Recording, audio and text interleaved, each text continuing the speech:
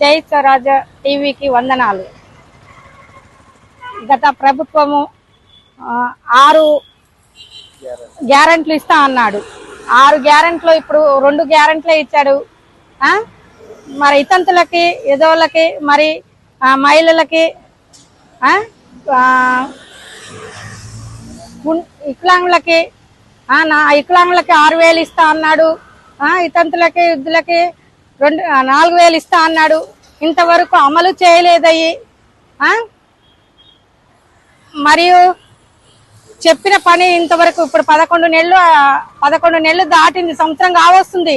ఆయన ఇంతవరకు ఏ పనైనా సరిగా చేయలేదు.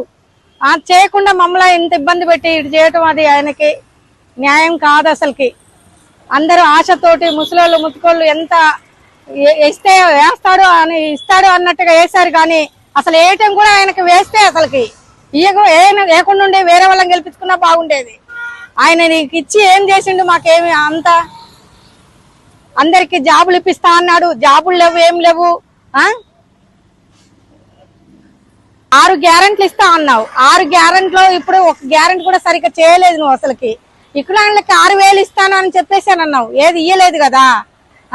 ఉద్దంతులకి, మహిళలకి, ఒంటరి మహిళలకు కూడా పింఛన్లు ఇస్తా 4,000 ఇస్తా అన్నావు, ఇయ్యలేదు కదా.